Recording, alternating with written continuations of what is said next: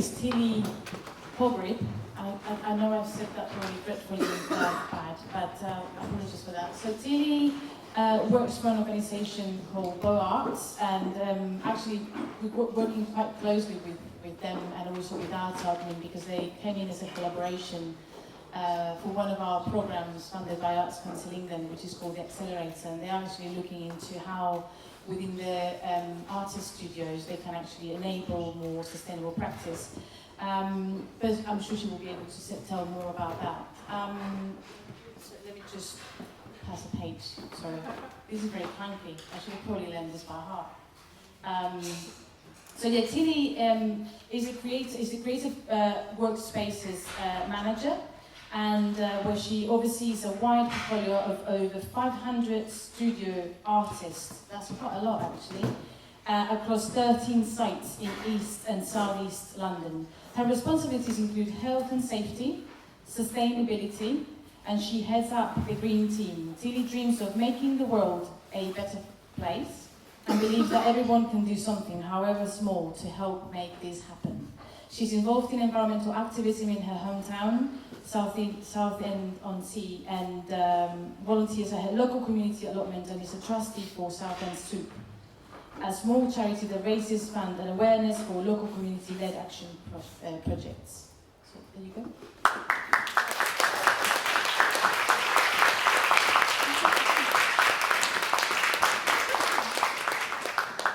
Thanks, Laura, and also thanks, Afra, for inviting me here. I'm really, really thrilled to be here today. I am presenting the project that Laura just mentioned, the Accelerator project that I'm working on together with Alex from Arts Admin, who sits over there somewhere. And we are, as Laura said, we are working on sort of ways to inspire artists to think more about sustainability within their practice from sort of the scratch, from the first draft of producing a new project. So I don't know if anybody here has heard about the Accelerator project, which is a really, really, really cool project, which is a partnership between Julie's Bicycle and Arts Council England, where I think we're about 10 organizations or cohorts, collaborations came together, and everybody had a project that was really close to their heart and that they want to work on, that makes an aspect of their organization or their work more sustainable, and with the view of then sharing the findings with the wider community. So through Julie's Bicycle is how I met Alex as well, because those collaborations were really encouraged, and that was really great, and we started working together quite closely on that. The project is very much work in progress at the moment, so I'm going to talk a little bit now about initially my inspiration on why I wanted to do this project, and where we sort of are with the project. So, Go Arts is a provider of artist studios, as Laura also already said. And part of what we do is we take on buildings, mostly we're in East and South East London, our head office is based in Wales. We spread out beyond that, and some of the buildings we take on, we have for really short durations, sort of 3 to 5 years sometimes, which isn't a long time, but it's great because it means we can provide affordable space for artists in London, even if it's not for a long time, because workspace is getting so scarce here. So one of the projects was the Rum Factory, which you can see in here a little bit of when it was going. It was a really cool building. It was a former rum warehouse, and then it was the News of the World head office. And when it got cleared out, they found lots of spy equipment everywhere, which is quite scary. And then it was bought by a developer, and it was empty for quite a long time. And then we got in and got the chance to sort of built those studio spaces there, quite sort of simple spaces, but very good for communication between artists because they're all open plan. And it worked really well. It was really local, it was really affordable, it was really great. At some point the area got developed and the developer here owns the building said they needed back. So we all had to move out, and it leads to about 80 artists moving out at the same time, which means things like this happen. Which is actually not as bad as we expected, but it is quite bad. I mean, you can see in there are quite a lot of things that are actually really useful. Things like there's a dressmaker's doll in there that probably somebody would have had use for. And there is lots of good furniture and materials, wood and all sorts of things that could have been recycled or reused or so. And because we didn't know what would be there and we had to move out throughout quite a short, like we had a week, I think, to clear the building, there wasn't the possibility to find homes for all those really good things, which is a real shame. So a lot of this have just got to be thrown away. There were some good things, like I just really love this photo. We collected about 80 radiators, but we knew they were there, so we knew we were going to collect them. And they've then been redistributed to other buildings that we have and are still being used, which is good. So if you know and if you think ahead a little bit more, you can do these things. That's sort of one of the things that was in my head. And this was an extreme example, the lots of artists moving out at the same time. But it happens on a regular basis. Things are being left by the bins that I think somebody could use them, but we can't store them anywhere. What are we going to do? Can we inspire people to just think about those things before they even get to that point? Right, so one thing that I found really helpful when I was writing the application to be part of the Accelerator program is the United Nations sustainability goals, and especially goal number 12, which is responsible consumption and production, which is all around this. It is all around encouraging people to think about their consumption and what is being consumed and how and what's being done with those things. And if you've not come across those goals, I'd really encourage you to look them up because it's really interesting. But I'm not going to go any further, except I'm going to give you a few examples. They're also here, but I don't really know if you can read them.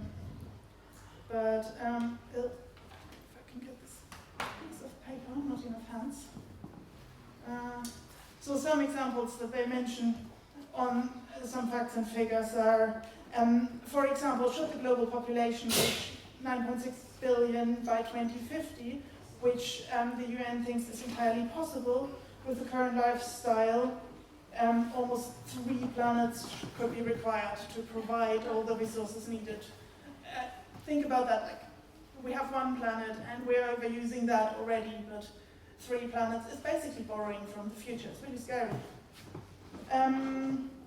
Also, the per head material footprint is increasing drastically. So on here it said it's increased from 5 metric tons to 9 metric tons within 17 years. That's almost double the amount of material used. Also really sort of says quite a lot about where we are in the world. And again, even though technology is getting more and more efficient, energy gains is getting more and more efficient, and energy use continues to grow, which also is something we really need to think about and really need to change. So lots of scary things happening worldwide still, where people just feel entitled to live life as they always have, and has to change, I think. There's another example that very quickly I came across yesterday, and it's a bit closer to home because it is the supermarket chain Aldi, which has announced that they want to swap plastic bags for paper bags. And that made me really think, because I I normally quite like Aldi or supermarkets go because they're German and so am I, and they pay living wage to their staff, which not all supermarkets go, so that's quite great. They make at least some commitments towards reducing plastic.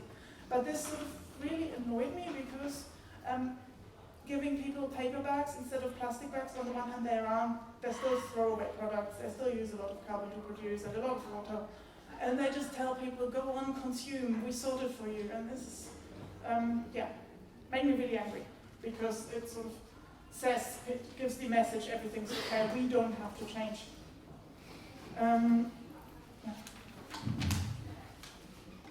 So, where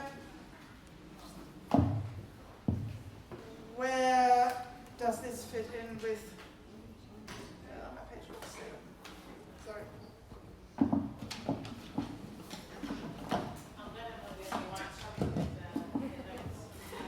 Learning by heart. So where does this project fit in? So artists obviously are out there anyway, producing art. Many artists, it's in the nature of the job to sort of raise awareness of things. So artists should be, in my opinion, at the forefront of raising awareness of this as well. And everyone, not just artists, should lead by example anyway, and live the way everybody should live.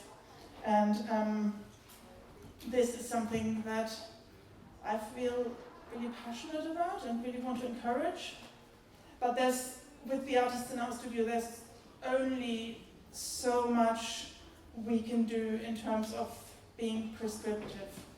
Like, we can tell people that have studios with us certain things. We can say, turn your light off. We can say, recycle. We can say, don't use these materials that might be dangerous or something like that. But the whole rule making, does it really work? Coming back to this. Not always. The rules don't save our planet, I think. And the other thing is, we can't be prescriptive about artist practices. We don't want to tell the artists that have studios with us, you can't do this and that, because that would be interfering with somebody's creativity, and obviously that's not something we want to do. The idea is to find and develop tools that inspire and help to introduce the idea of sustainability right at the beginning and sort of ingrain it into everybody's thought process. And the way we are working on that is we've got big database of artists. We've got about 500 artists on our book, and Arts Admin has a large amount of subscribers. So we devised a questionnaire that we've sent out, and we've had about 80 responses, which is really great, especially since we asked a lot of sort of free text questions, and people don't always answer those. But we got a lot of responses, which was amazing, because people put so much thought into what we asked, and questions we asked were, on the one hand, they were around materials used and sort of quite practical questions, but on the other hand, we also asked questions about how the availability of time and money fits into the whole picture of creating work that's more sustainable. And some of the answers that we got were really quite interesting, and again, I've got some examples that I don't know if you can read, so I'm going to read something out. Cavemen used what they had to create art, and it was sustainable and eco-friendly. We all have a moral duty to protect our planet. There's far too much waste and damage. True. It wasn't always like that. If I had more time on projects, I would feel better. I would better be able to consider the sustainability of materials I use, rather than having to go for the easiest to source. That I find myself quite a lot, whether it's artist practice or just life. Sometimes you just need to get something really quickly, and what do? You go to Amazon because it's all there, and Amazon is really bad, both in terms of environment and social and everything. So we should try and avoid that if we can. Trying to find the right balance between work and writing time is a weekly struggle, and stress of making sure I've made enough money each month detracts from headspace to think about my practice. Again, the money, the time weighs really heavily onto being able to make work. And then if you're struggling already with this, how are you supposed to think about things beyond the immediate practice? Lack of funds have meant that I've been unable to set aside the time I need to pursue my research interests into sustainable materials and different ways of working. Again, same issue. And the last one I also found really interesting. It's a sad fact that sometimes it's cheaper to buy a new thing than refurbish an old one, or throw away something rather than have it recycled, and I wish that wasn't the case. It's like, especially with tools and equipment, if something breaks, who's trying to have it repaired? People just buy new because it's cheap and you don't know where to go to repair. So there's also an angle there. I think that needs to be addressed. So all of this shows to me that both time and money and the availability of this is really dictating what we can do. But on the other hand, also that there's a really big appetite for change, and that people in the artist community, people that have responded to that questionnaire, are really keen to get involved more and help us and put in their ideas and together devise ideas and tools to get that going. So that's where we are at the moment, and now we're working on a series of workshops to get some of the artists together to actually work on these ideas. So that's hopefully going to happen in the near future, and then we'll be reporting back on that on sort of our normal media. So watch the space. And in the meantime, if anybody has any solutions or any good ideas, please get in touch. It would be really great to hear. Thank you.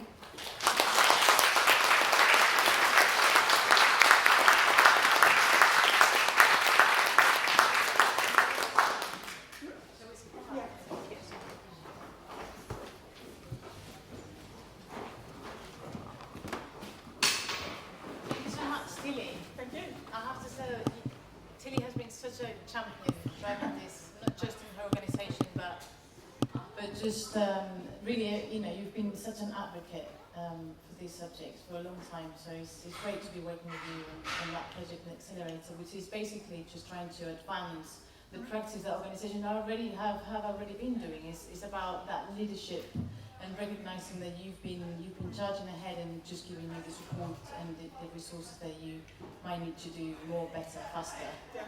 So it's great to hear about the findings of the survey, which I hadn't actually heard yet. But before I do have a couple of questions.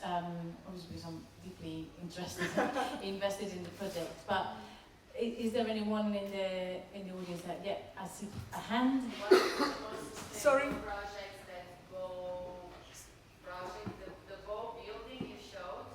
Yeah. All these artists working for free in space. Yeah. What was the most meaningful or sustainable projects they showed?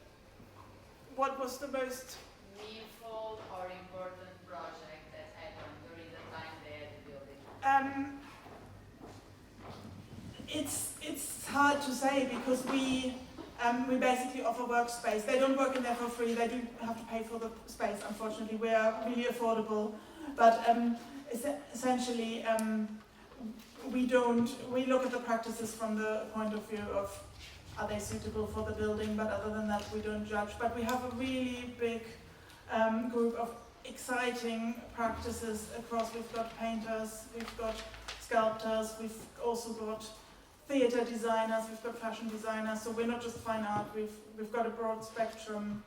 Most of the spaces we offer are emerging artists, like this building that I showed there was really simple, sort of artist who's higher on the career ladder already probably would go for a slightly more enclosed studio or something like that. These are emerging artists, mostly fresh from uni, so I can't tell you anybody who's a particular name, unfortunately. Trying to explain here's the opportunity that studios might have to actually offer from the kind of built environment to actually just create a set of habits and ways of working and of thinking and of interacting that are more sustainable and actually make us think of our own practice as well. And I show the picture that you throw something away that is as good as recycled, and you can't explain what you did with that during 3 years. I mean, basically, it would have been disposed of responsibly, like you do in your house. You put whatever can be recycled in the recycling and whatever can't, obviously in landfill, like we all do, because we're tied into whatever the infrastructure is. So yeah, basically, I actually wanted to highlight now that we have the questions here behind us, is the challenges that you're talking about. I mean, I see time, I see knowledge, which also Afra was commenting quite a lot on, the time that it really takes to actually really understand what is sustainable, what isn't. To actually think about that process, the whole process of your work, and actually tie into what is going to happen to that material at the end, so it doesn't end up in a skip or in waste or not being dealt with. So that also implies a lot of time and a lot of resources and a lot of knowledge, and at the end of the day, it's a matter of also whether you can afford this or not. So that takes me to the kind of, I'm really glad that you brought up this sustainable development goals idea, because I think within that, what we can see is very clearly the social connections of our material actions. And when we think about circularity, which is a word that we kind of keep on kicking around, I think I'm just going to bring it back home. I think it's just literally a proxy for good resource management, which is basically what we do on a daily basis, making decisions about where we put our time, where we put our money, and all of these things. So have you, in this new studio, have you started this conversation about what kind of social and material aspects of the work that the artists might bring, and is that something that's embedded in that thinking? So in the new studio building, we're only just recruiting? No, that's not the right word. We're allocating studios at the moment. Nobody has moved in yet, but we're interviewing the artists that come in, and we're very careful that we are giving the message that we want the building to be really green and really sustainable, because it already is as a building. So obviously we want it as practices as well. And the whole learning that is coming out of the accelerator project, which is obviously still in progress, but everything we learn out of there will flow into this building, probably more than into our other buildings, because all the artists in there are new, whereas in some of the other buildings there are artists in there that have been in there for 20 years and they have their ways, and it will be much, much harder to influence them. So the idea is, yes, no, just repeating myself now, I think, but to ensure that there is, that the idea of sustainability and being green and being environmentally aware is really ingrained. Yeah. Brilliant, thank you. And I think I have to, before we go into that, I just wanted to highlight actually how really difficult this is when you're managing premises. I mean, my background before Julie's Bicycle was actually working in music festivals, and my role was environmental sustainability. So that looked from materials to audience travel, to contractors travel, to the waste management, to the energy management, everything. And it is very difficult once you're managing those premises, and although you might have really strong policies in place and you might communicate them in advance very promptly and diligently, and actually what happens in reality on the day is very, very different.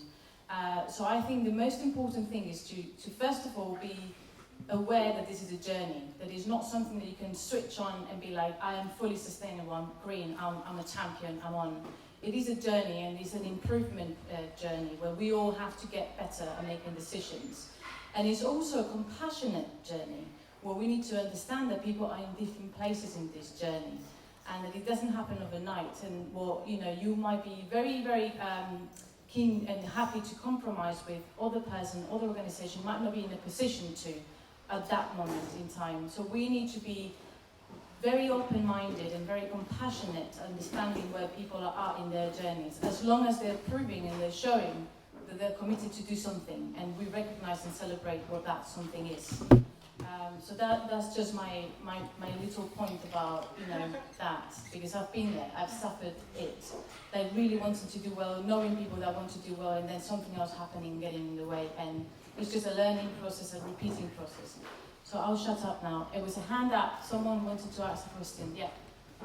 Hi, my name is Camille. I worked on a big European project trying to get people, artists and designers, to be more sustainable recently as well. And I appreciate what you're saying. But one of the things that we learned is you have to do a bit of carrot and stick. You can't just hope that they'll try to do it in their own time. As you said, we don't have time. So there has to be a bit of rules. I think this idea of being a bit too wishy-washy and soft gloves and all that, personally, it's not going to help us. We will need another 2-3 planets. Yes. We have to all have to start to think about how to be more fast, I guess. Yeah. And I don't have the answers, but I saw how difficult it was for the project I was on for people to get their head around how do they change, how do they use different materials, et cetera, et cetera. I get that completely. But we were in the position to give them funding and said, you won't get your next bit of money if you don't make some serious changes, not sort of like greenwashing changes. And I think that's what, even if some of this to me looks like rubbish, totally. It looks like, oh yeah, I can't do it, I'd love to, but anyway. I think all of us, including me, have to really think hard about how we can make changes that are radical, not soft changes. Yeah, no, I completely agree that Can you give an example then? You just said about Well, funding. I mean, just give the project I was on, they basically had 6 months to make something that was ethical, sustainable, and wearable technologies, right? And those industries, fashion, textiles, and technology are not ethical in any way, right? At all. But the fact that all these projects tried and were pushed to try, I mean, it's just a drop in the bucket, even though there was quite a few of them, there's 46 projects, it's still a drop in the bucket, right?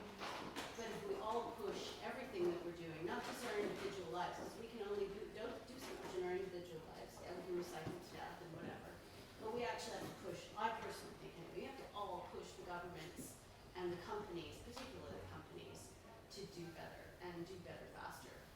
Yeah. Because we don't have, like 11 and a half years, that's nothing, it'll be gone.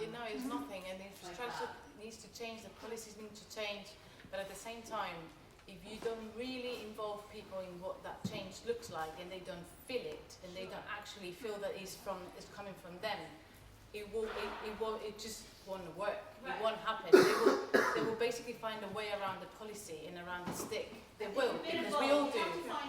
So it's a bit of balance, and it's actually how do you kind of find a collaborative way that feels like you are part of that change and not being pushed into it, and you feel it.